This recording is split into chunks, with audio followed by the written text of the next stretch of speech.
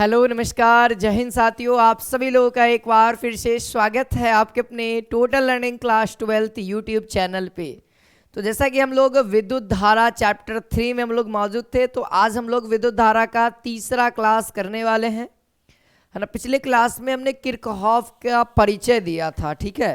तो आज हम लोग उसके आगे के कंसेप्ट को, उसके आगे के थ्योरी को पढ़ने वाले हैं। तो हम लोगों ने पिछले क्लास में इस चीज़ को जान लिया था कि किरचॉफ का नियम क्या है ना। किरचॉफ, कोई लोग इन्हें किरचॉफ भी बोलते हैं, तो आपका जैसा उच्चारण हो, क्योंकि अंग्रेजी में इसको CH को क भी बोला जाता है, CH को च भी बोला जाता है। तो आपका उच्चारण जो होगा वो आप करिएगा। फिलहाल हम लोग किरचॉफ बोल रहे हैं, तो हम लोग किरचॉफ का उच्चारण करेंगे। तो यहाँ पे किरचॉफ का नियम कहता है दोस्तों, यह ओम के नियम का ही विकसित रूप है, डेवलप मेथड है, जिससे हम लोग क्या करते हैं दोस्तों, कॉम्प्लेक्स सर्किट में हम लोग करंट का वैल्यू निकालते हैं, है ना। यानी कि जिसकी सहायता से जटिल विद्युत परिपथ में हम लोग विद्युत धारा का मान ज्ञात करते हैं। तो किरचॉफ साहब जी ने दो नियम दिया। पहला नियम हम लोग जानते हैं किरचॉफ का प्रथम नियम, इसी का दूसरा नाम धारा का नियम, इसी का दूसरा नाम हम लोग संधि का नियम भी कहते हैं, और इसको अंग्रेजी में किरचॉफ, है ना, करंट लॉ भी कहते हैं, ठीक है। Kirchhoff current law, KCL। अगला दूसरा नियम उन्होंने कहा किरचॉफ का द्वितीय नियम, इसी को हम लोग मेश का नियम और पास का नियम भी कहते हैं, है ना। और इसको KVL कहते हैं, यानी किरचॉफ वोल्ट लॉ, ठीक है। अब हम लोग बारी बारी से इन सभी नियम को हम लोग समझते हैं। किरचॉफ का प्रथम नियम क्या कहता है, तो देखिए सर, किरचॉफ का प्रथम नियम यहां पे कहता है कि इस नियम के अनुसार किसी भी विद्युत परिपथ हो, कोई भी एक ऐसा विद्युत परिपथ हो, उसका एक सर्किट होगा, सर्किट का एक जंक्शन होगा, जिसको हम लोग संधि कहते हैं, है ना। उस संधि पर बहुत सारी धाराएं होंगी, आएंगी जाएंगी। तो उन धाराओं का अगर योग करते हैं, जोड़ते हैं, बीजगणितीय योग करते हैं, तो उन सभी धाराओं का वैल्यू 0 आता है। यह किरचॉफ का पहला नियम कहता है। समझ में आई बात है। किरचॉफ का पहला नियम कहता है कि किसी भी विद्युत परिपथ के, है ना, किसी भी विद्युत परिपथ के किसी संधि पर मिलने वाली समस्त धारा, जितनी भी धारा उसमें दी जाती है, ली जाती है, तो उसको हम लोग क्या कहते हैं, वहां पे जो वैल्यू होगा, धारा का मान जो होगा वह 0 होगा, अगर पूरे धाराओं को अगर योग किया जाए, जोड़ा जाए तो। वही बात किरचॉफ साहब जी ने कहा है। इसी को हम लोग लिखेंगे क्या, कि इस नियम के अनुसार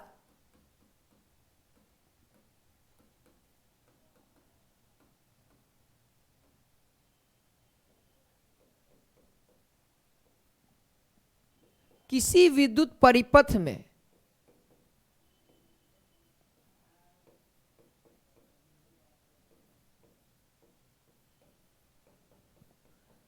किसी संधि पर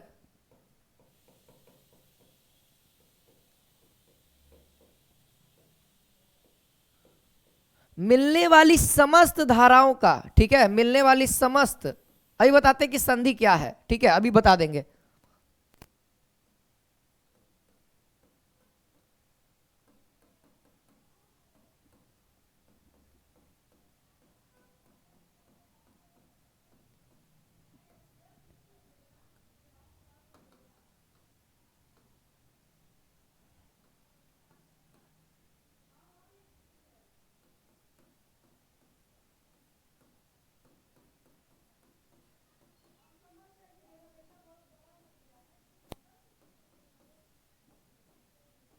ये देखिए, उसी लाइन को मैंने यहां पे लिख दिया है ना, कि देखिए इस नियम के अनुसार किसी भी विद्युत परिपथ की संधि, संधि का मतलब आप लोग समझिए कि आप लोग के घर में एक बोर्ड होगा, इलेक्ट्रिक बोर्ड, आप लोग देखे हैं ना, कि एक ऐसा मेन बोर्ड होगा जहां से बहुत सारा ही धाराएं, मतलब बहुत सारे रूम में ट्रांसफर किया जा रहा है ना। एक ऐसा होगा ना सर, रूम में बोर्ड, कि वहां से सब रूम में जा रहा है कनेक्शन, और मेन लाइन से आ रहा है धारा, ऐसा बोर्ड होगा।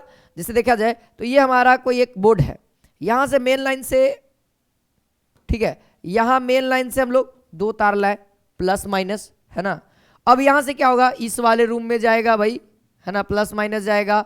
एक हमारे घर में 2-3 रूम है, इसमें भी जाएगा, यहां भी रूम है तो इसमें भी जाएगा। तो ये क्या हुआ, एक तरह से ये संधि हुआ, है ना, जहां पे सब धारा आ भी रही है और जा भी रही है। तो अगर आने वाली धारा और ये सब जितनी धाराएं जा रही है, ये सब आ रही है संधि पे और ये संधि से जा रही है, इन सब धाराओं का अगर योग करेंगे तो वह शून्य होगा। आगे मैं क्वेश्चन से क्लियर करूंगा, ठीक है। ये बात तो क्लियर हो गया होगा। एक नोट होता है दोस्तों, इसमें नोट ये कहता है कि जो किरचॉफ का प्रथम नियम है ना, किरचॉफ का जो प्रथम नियम है, किरचॉफ का जो प्रथम नियम है, अगर आप इसको डायग्राम से पहले इसको क्लियर कर देते हैं, है ना। जैसे ये हमारा डायग्राम हो गया, है ना, इधर से धारा आएगी, इधर से जाएगी, है ना, आने वाली भी धारा होगी संधि पे, जाने वाली भी बहुत सारी होगी। तो देखिए हम लोग लिख देते हैं I1, I2, I3, I4 and I5 and I6, है ना, इतनी कुल धाराएं। तो कहता है ये नियम कि जितनी भी धाराएं आपने लिखी है I1 प्लस I2, है ना, प्लस I3। देखिए अब यहाँ पे क्या है ना, अब यहाँ पे ध्यान रखेंगे हम लोग कि जो धाराएं आ रही हैं उसको हम पॉजिटिव रखेंगे, जो धाराएं जा रही है उसको नेगेटिव करेंगे, ठीक है। इस बात का भी हमको ध्यान रखना होगा। तो चलिए I1 से बात करते हैं। I1 कहाँ है, तो ये धारा आ रही है यानी कि संधि पे आ रही है, यानी I1 होगा। I2 धारा जा रही है यानी कि माइनस I2 होगा। I3 आ रही है यानी प्लस होगा, है ना। I4 भी आ रही है यानी कि प्लस होगा। I5 जा रही है यानी कि माइनस होगा, और I6 भी जा रही है यानी कि माइनस होगा।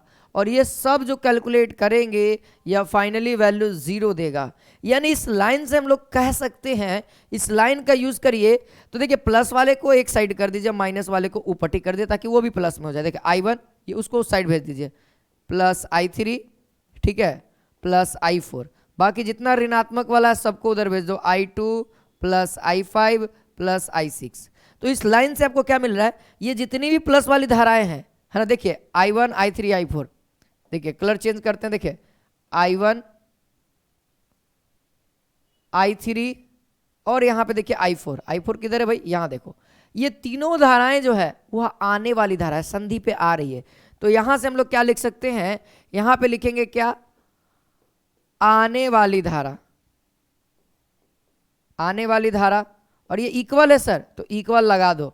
अब देखिएगा तो I2 को देखिए, अब आप लोग क्या देखिए, I2 को देखिए, ये I2 देखिए, I5 देखिए और I6 देखिए, ये सब क्या संधि से निकल रहा है यानी जा रही है। तो यहां पे हम लोग क्या लिखेंगे, यहां पे हम लोग क्या लिखेंगे, जाने वाली धारा। यानी कि पहला नियम से हम लोग क्लियर कर सकते हैं दोस्तों, जाने वाली धारा, यानी पहला नियम से हम तो ये बात क्लियर कर सकते हैं कि पहला नियम क्या कहता है कि आने वाली धारा और जाने वाली धारा बराबर होती है, ठीक है। अब यहां पे जो नोट में लिखा रहा था उसके बारे में डिस्कस कर लेते हैं कि ये नोट क्या है। नोट यहां पे ये है कि जो किरचॉफ का पहला नियम है ना, वो आवेश का संरक्षण सिद्धांत का पालन करता है ना। यहां लिखेंगे किरचॉफ का प्रथम नियम, इंपॉर्टेंट है सर,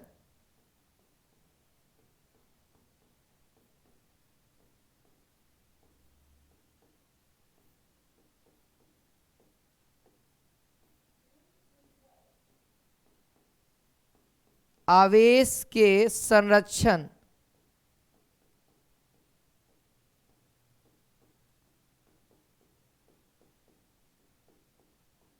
सिद्धांत का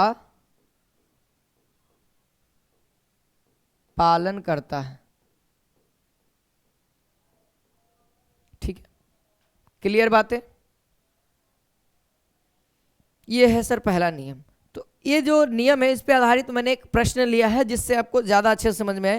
तो ये एक डायग्राम है, यह क्या है, एक संधि है, यह क्या है, यह हमारी एक संधि है, ठीक है। इसको हम लोग क्या कह रहे हैं, इसको हम लोग संधि कह रहे हैं। जो पॉइंट है ना जहाँ पे सभी धाराओं का आना जाना रहता है उसको हम लोग संधि कहते हैं। जैसे देखते हैं कि बहुत सारी ट्रेन आती है कि चारों डायरेक्शन में ट्रेन जाएगी ना, उस जगह को हम लोग जंक्शन कहते हैं।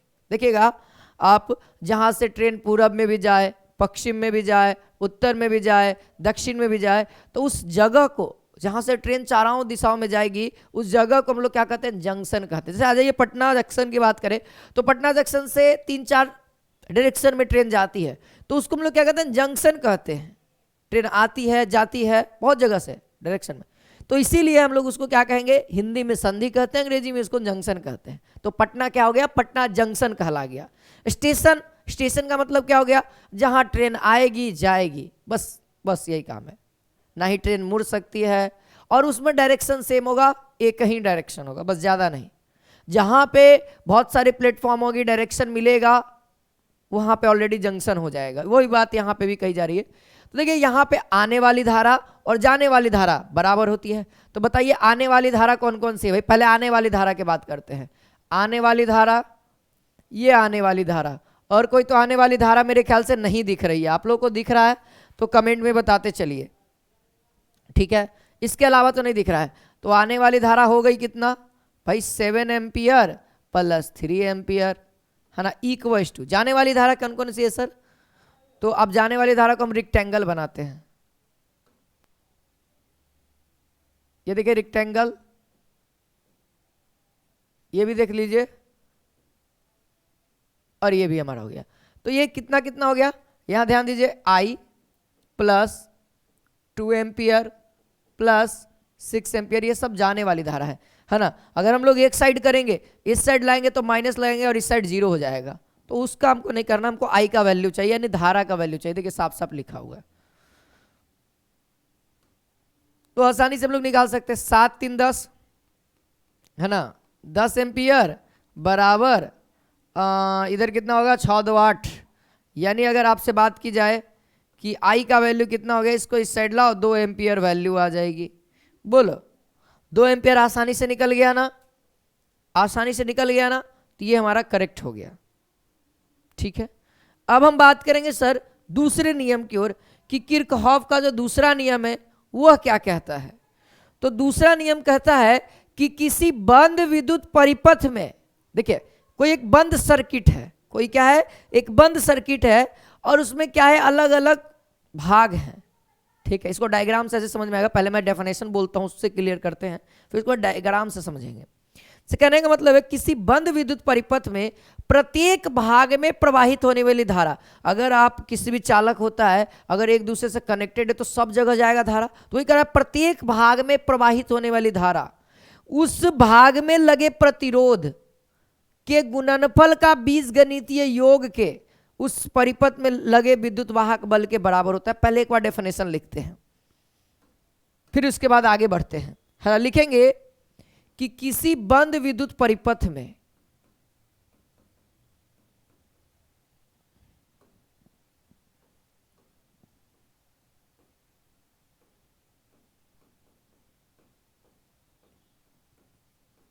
है ना, किसी बंद विद्युत परिपथ में प्रवाहित होने वाली प्रत्येक भाग में ना, हाँ प्रत्येक भाग में ठीक रहेगा, प्रत्येक भाग में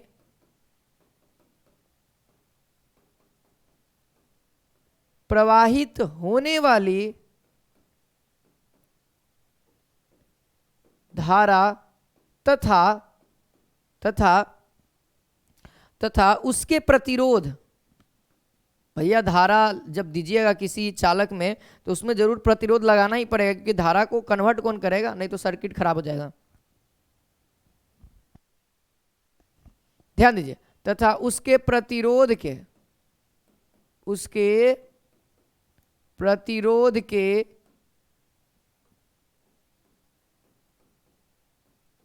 गुणनफल के बीजगणितीय योग के बराबर होता है। बीजगणितीय योग है ना, प्रतिरोध के गुणनफल के, ठीक है, गुणनफल का, है ना, गुणनफल का बीजगणितीय योग।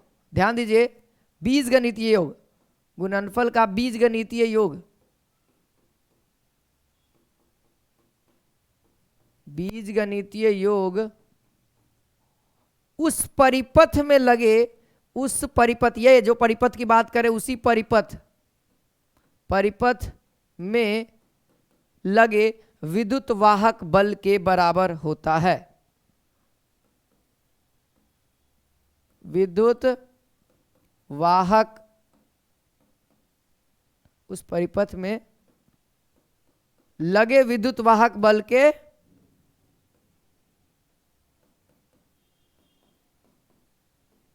बराबर होता है। इसको आप एज अ डायग्राम समझ सकते हैं। मैं डायग्राम बनाता हूं। जैसे देखिए ये हमारा कोई सर्किट है, जैसे देखा जाए तो यहां पे हमने प्रतिरोध डाला एक, ठीक है, फिर एक और पार्ट्स बनाया, है ना। इसी तरीके से आप और भी पार्ट्स बना सकते हैं, लेकिन इतना लिमिटेशन है, बहुत अच्छा है। और यहां पे तो एक बैटरी कनेक्ट करनी पड़ेगी, ठीक है, और ये हमने कनेक्ट कर लिया। ये पहले वाले को R1 कह देते हैं और ये दूसरे वाले को R2 कह देते हैं। यहां से धारा तो I निकलेगी, बट इसमें जाएगी तो I2 हो जाएगी, इसमें जाएगी तो I1 हो जाएगी, है ना, है ना, I1। तो यहां पर जो यहां पे क्या होगा, बैटरी के कारण EMF होगा। अभी मैं EMF के बारे में बताऊंगा, ये विद्युत वाहक बल होता क्या, अभी जस्ट इसके बाद हम लोग क्लियर कर लेंगे कि विद्युत वाहक बल होता क्या, ठीक है, टेंशन नहीं लीजिए। अब यहां पर से ये लाइन क्या कहता है कि बंद विद्युत परिपथ, ये तो पूरा क्लोज है सर्किट, कहीं से ओपन नहीं है, ये पूरा क्लोज है, ठीक है। प्रवाहित होने वाली धारा तथा उसके प्रतिरोध, देखिए यहां से धारा प्रतिरोध, इसका प्रतिरोध, तो यहां पर से I1, भाई यहां पर से I1 R1, है ना। प्रतिरोध के गुणनफल का बीजगणितीय योग, बीजगणितीय योग का मतलब सिंपल जोड़, बीजगणितीय योग का मतलब सिंपल जोड़, और इसके साथ क्या होगा I2 R2, इनका जो है वह किसके बराबर होगा, विद्युत वाहक बल के, यानी इसमें EMF, है ना, इसके बराबर होगा। यही व्यंजक के लिए आपको बताया जा रहा है इस लाइन को, ठीक है। इतना बात क्लियर है, यही किरचॉफ का नियम है। अगर आप आगे बढ़ेंगे, आगे ध्यान देंगे तो विद्युत वाहक बल होता क्या है। तो विद्युत वाहक बल क्या होता है, जनरली आप देखिएगा कोई एक सर्किट लीजिए और उसमें क्या करिए ना, उसमें आवेश को दौड़ाइए। कोई भी एक सर्किट लीजिए, उसमें आवेश को दौड़ाएं और एक चक्कर पूरा किया, और उस एक चक्कर को सर्किट में पूरा चलने पर आवेश क्या है, चल रहा है उसमें, उस सर्किट में चला, और चलने के बाद जो एनर्जी खत्म हुआ, जो ऊर्जा व्यय हुआ, उसी को हम लोग EMF कहते हैं, यानी विद्युत वाहक बल कहते हैं।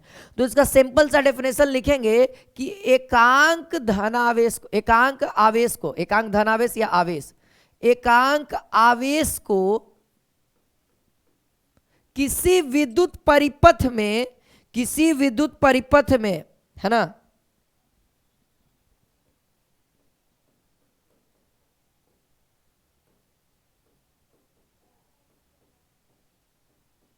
विद्युत परिपथ में किसी एकांक आवेश को पूरे विद्युत परिपथ में एक बार प्रवाहित करने पर, है ना, एक बार केवल एक बार प्रवाहित करने पर व्यय की गई ऊर्जा, है ना, व्यय की गई ऊर्जा,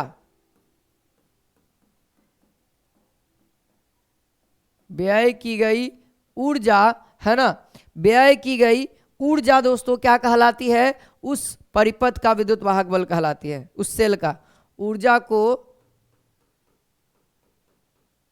सेल का विद्युत वाहक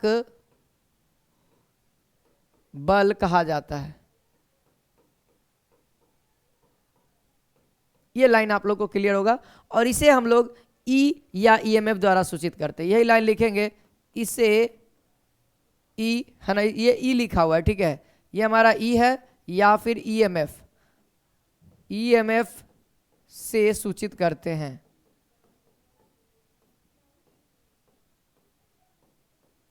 बात यहां तक क्लियर हुई, इतना दूर तक क्लियर होगा। अब हम लोग जानेंगे बीटस्टोन ब्रिज, यानी बीटस्टोन सेतु। ये एग्जाम में बहुत बार पूछा जाता है, 5 नंबर में पूछा जाता है ना, बीटस्टोन ब्रिज के बारे में। किरचॉफ का नियम दे देगा और फिर बीटस्टोन ब्रिज को प्रूफ करने के लिए बहुत आसान है, बहुत लॉजिकल है।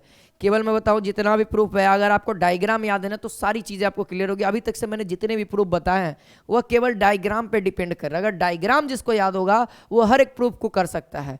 और प्रूफ को याद करना जरूरी नहीं, केवल 2-3 बार, एक बार समझ लीजिए अच्छे से और उसको खुद से प्रयास करिए कि अपने से बनाए। इससे क्या होगा, आपके माइंड को पता लगेगा कि आपने कितना गेन किया उस प्रूफ को, ठीक है। तो यहां पे आता है व्हीटस्टोन सेतु। तो परिचय देंगे कि ये व्हीटस्टोन सेतु होता क्या है। एग्जामिनर को कुछ अच्छा दिखना चाहिए तब ना वो नंबर देगा, है ना। तो देखिए परिचय में हमने लिखा है सन 1842 ईस्वी में प्रोफेसर व्हीटस्टोन ने, है ना, गैल्वेनोमीटर, प्रतिरोध और सेल यानी जिसको हम लोग बैटरी कहते हैं, उसका उपयोग करके एक ऐसा यंत्र बनाया जिसकी सहायता से अज्ञात प्रतिरोध का मान ज्ञात किया जाता है ना, यह ज्ञात किया जा सकता है, आसानी से ज्ञात किया जा सकता है। वही लाइन लिखा हुआ देखिए, सन 1842 में प्रोफेसर व्हीटस्टोन ने गैल्वेनोमीटर प्रतिरोध तथा सेल का उपयोग कर एक ऐसे यंत्र का निर्माण कर दिया जिससे अज्ञात प्रतिरोध का मान आसानी से निकाला जा सकता है किसी भी विद्युत परिपथ में। अब देखिए, अभी इसका डायग्राम सबसे पहले वही इंपॉर्टेंट है। यह जो डायग्राम है दोस्तों, यह जो डायग्राम है, इसी डायग्राम पे पूरा पूरा खेल है। ये रचना में हम लोग इसको डायग्राम को पहले क्रिएट करेंगे। देखिए डायग्राम कैसे क्रिएट करना है। सबसे पहले आपको 4 प्रतिरोध को समांतर चतुर्भुज में बनाना है। समांतर चतुर्भुज है ना, देख लीजिए, समांतर चतुर्भुज बनाना है ना। समांतर चतुर्भुज की जितनी भी भुजाएं हैं उसके हर एक भुजा में एक गो रेसिस्टेंस होगा, एक गो प्रतिरोध होगा। देखिए ये हमने समांतर चतुर्भुज बना दिया। देख लीजिए समांतर चतुर्भुज कुछ ऐसा होता है। अब इसका एक नाम दे दिया A B C D, A B C D. तो देखिए अब क्या होगा, ए बी भुजा उसके बीच में एगो प्रतिरोध लगा दीजिए, बी सी भुजा इसके बीच में एगो प्रतिरोध लगा दीजिए, डी सी या सी डी एक भुजा उसके बीच में एक प्रतिरोध लगा दीजिए, और ये ए डी एक भुजा है, इसके बीच में हमने एक प्रतिरोध लगा दिया। जो बात बोल रहे हैं ना वही रचना में इधर लिखना भी है, वही इधर रचना में लिखना भी है। जो जो काम कर रहे हैं लिखे हैं। इस प्रकार के सेतु में, है ना, इधर लिख सकते हैं, इधर लिखना पड़ेगा। इस प्रकार के सेतु में, सेतु यानी ब्रिज,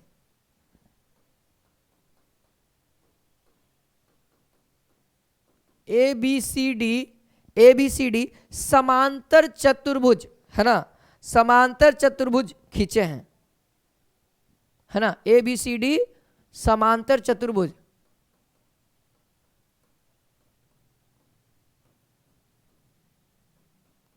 समांतर चतुर्भुज जिसकी भुजाएं, है ना,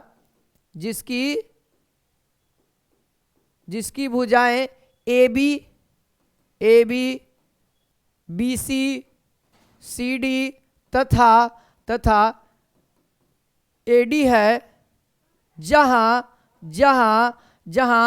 पी क्यू आर एस, जहां पी क्यू आर तथा एस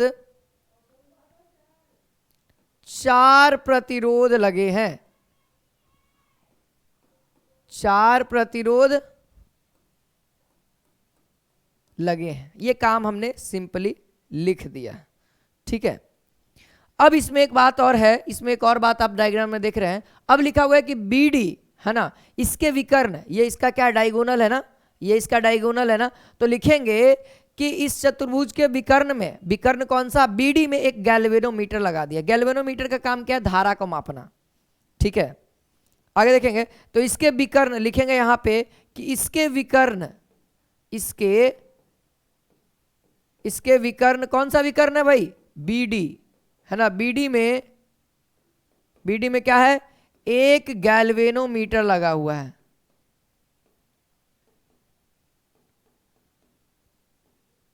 मीटर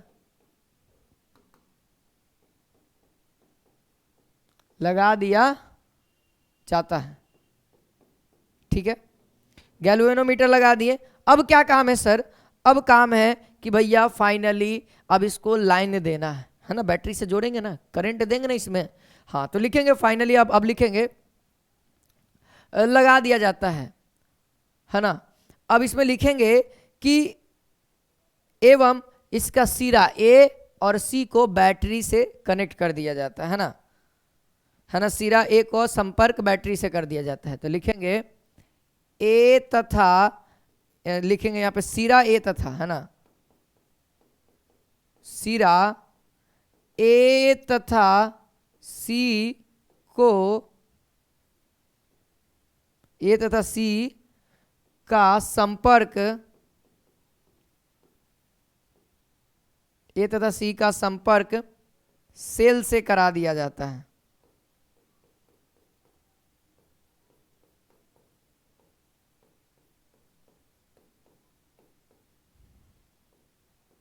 हो गया, बस यही रचना था, इतना ही लिखना था। अब इसके बाद आपको केवल और केवल इसकी क्रिया विधि को यानी व्यंजक लाना है। अब हमको व्यंजक लाना है, मेन चीज पे अब आते हैं। अब क्या करेंगे हम लोग, यहां से धारा है ना, यहां पर तक धारा तो आई आया है। अब यहां से क्या होगा, डिवाइड होगा। देखो धारा इधर गया तो मान लिया इधर I1 धारा चल गया, ठीक है। देखिए धारा सर दो जगह जाना है, तो आप अब आदमी है तो दो, आधा गर्दन आधा ये पेट से आधा उधर पैर जाएगा, पेट से आधा, ऐसा तो नहीं होगा यहाँ पे, लेकिन होगा। यहाँ पे क्या होगा, आई जो धारा इधर जाएगा I1, तो इधर क्या आएगा आई धारा चल गया, तो यानी कि जो बचा हुआ है यानी आई क्या है I माइनस I1 इधर आएगा। देखिए I1 धारा इधर चल गया तो बचा हुआ धारा यानी I माइनस I1 धारा इधर आएगा, बचा कुचा, ठीक है।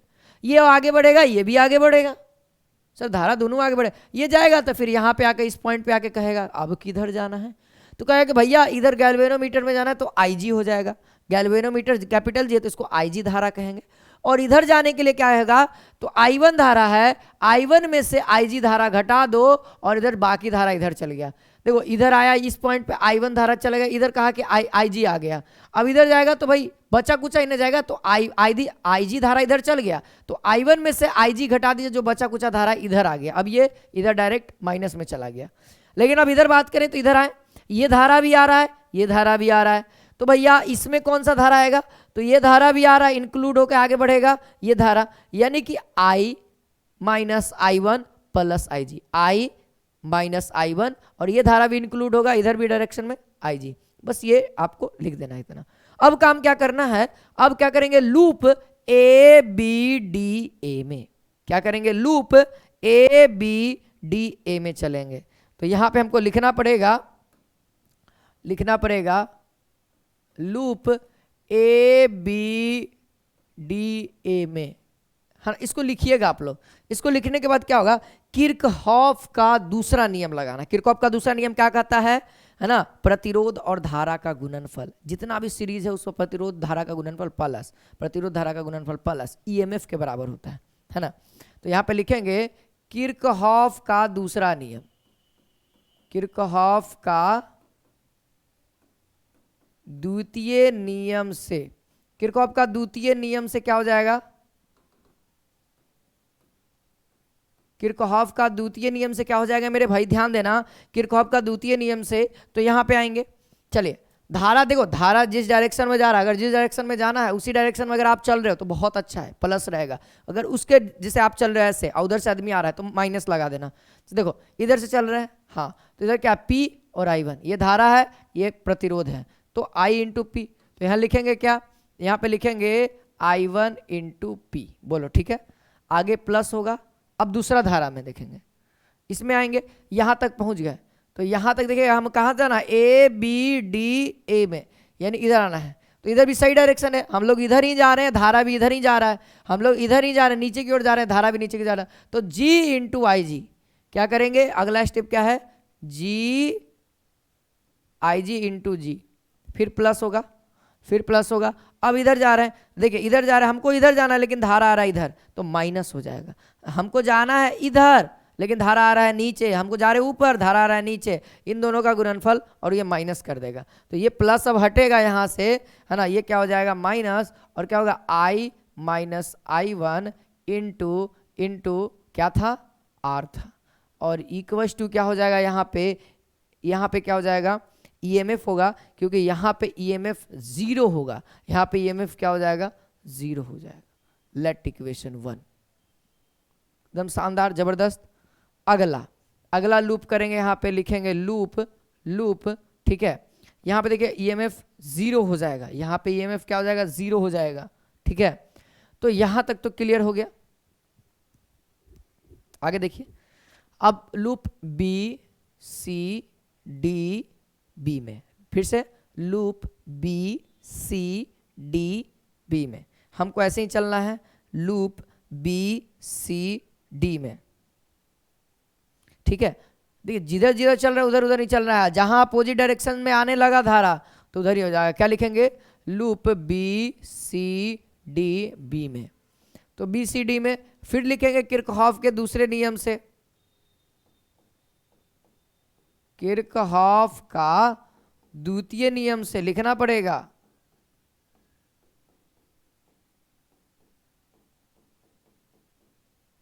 द्वितीय नियम से। क्या हो जाएगा द्वितीय नियम से? हाँ, द्वितीय नियम से आइए यहां से हम चलते हैं, बी से चलते हैं, बी लिखे हैं तो बी से चलेंगे। तो भैया सही डायरेक्शन है I1 माइनस आई जी इंटू क्यू। तो फर्स्ट स्टेप में क्या होगा? I1 माइनस आई जी इंटू क्यू। अब प्लस होगा कि माइनस से तो आगे डिपेंड करेगा स्ट्रक्चर में। आगे चले, यहाँ देखो हमको इधर जाना है लेकिन डायरेक्शन इधर से आ रहा है, उल्टा डायरेक्शन में आ रहा है। तो हम लोग क्या लिखेंगे यहाँ पे? देखो I minus I1 plus I G into S. तो यहाँ पे फाइनली पहले क्या होगा? माइनस होगा क्योंकि उल्टा डायरेक्शन में आ रहा है। अब लिखेंगे I minus I1 plus I जी और इंटू क्या था? एस था, एस था। अब आगे चलेंगे, आगे चलेंगे, हमको बी सी डी बी में जाना है, ऊपर की ओर जाना है। ये भी उल्टा डायरेक्शन में आ गया, जी इंटू आई जी माइनस के साथ लगेगा। यहाँ पे क्या हो जाएगा? माइनस, है ना, आई जी लिख दें तो पहले धारा लिख रहे हैं तो आई जी, है ना, I G into I G into G is equal to हो जाएगा 0। Let equation 2। ये हो गया। अब यहाँ पर हम लोग को अगला स्टेप में लिखना है कि चूंकि, या फिर यदि लिखेंगे, यदि यदि यदि व्हीटस्टोन सेतु, है ना, यदि सेतु संतुलन अवस्था में हो तब, यानी सेतु जब संतुलन अवस्था में होगा तब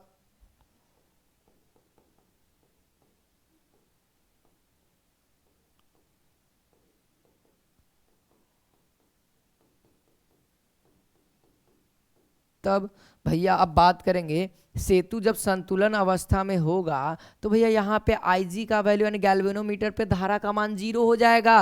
गैल्वेनोमीटर पे धारा आएगी ही नहीं। जब गैल्वेनोमीटर पे धारा नहीं आएगी तो यहाँ पे हमको लिखना पड़ेगा ना कि तब Ig का वैल्यू 0। अब Ig का वैल्यू 0 आ गया तो दोनों समीकरण में Ig का वैल्यू 0 पुट करना पड़ेगा ना, पुट करना पड़ेगा ना। तो यहाँ पे ध्यान दो, यहीं पे हम पुट करेंगे अभी, ठीक है। हाँ, तो यहाँ पे हम लोग पुट करके देखते हैं क्या आएगा। देखो Ig का वैल्यू 0, ये पूरा 0, है ना। तो आया क्या हमारे पास? बचा क्या? देखिए जब Ig का वैल्यू समीकरण 1 में रखेंगे,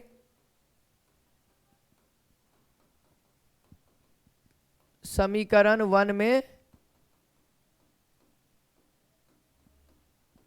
रखने पर Ig का वैल्यू 0 रखिए तो क्या हो जाएगा? तो क्या हो जाएगा? यहां पर से ये बचा, क्या बचा? I1 into P plus, sorry minus है ना, ये माइनस हो गया। क्या हो जाएगा? I minus I1 into are बराबर 0। ये इसको आप लोग इक्वेशन 3 कह दो, ठीक है, इसको इक्वेशन 3 कह देते हैं। अब फिर इसमें रखेंगे, है ना, Ig बराबर 0 को समीकरण 2 में रखते हैं।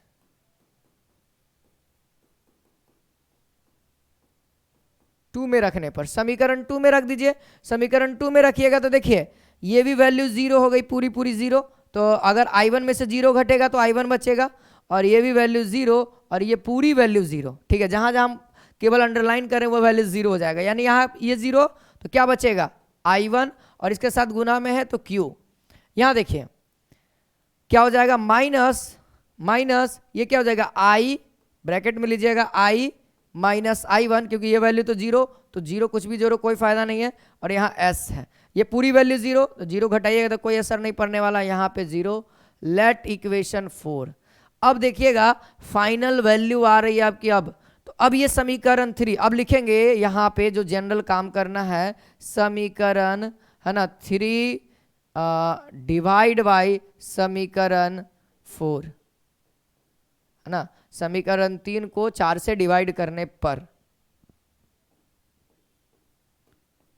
करिएगा तो क्या वैल्यू आएगा? देखिए I1 into P, I1 into P, या फिर आप इसको क्या कर दो, उसको उस साइड भेज दो। एक काम हम लोग यहाँ पे एक और कर सकते थे, हाँ कोई दिक्कत वाली बात हो जाएगी, दिक्कत हो जाएगी फिर। अभी देखिए, अभी इसको क्या करते हैं ना, इसके बाद कैलकुलेशन थोड़ा सा टफ हो जाएगा। इसको हम लोग क्या करते हैं, ध्यान दीजिए, देखिए हम लोग क्या करते हैं ना, यहाँ से I1 इंटू क्यू, इसको उस साइड भेजते हैं, प्लस हो जाएगा, ज़्यादा अच्छा लगेगा। हो गया ना। अब इसको हम लोग 4 मान लेते हैं, इसको हम लोग 4 मान लेते हैं तो ज़्यादा अच्छा लगेगा, है ना। अब उसको भी उसी तरीके से कर देंगे, तो यहाँ पे I1 इंटू पी बराबर I minus I1 into R. Let equation 3।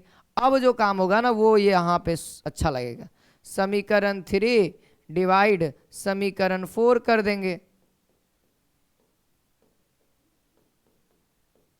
है ना, कर दीजिए।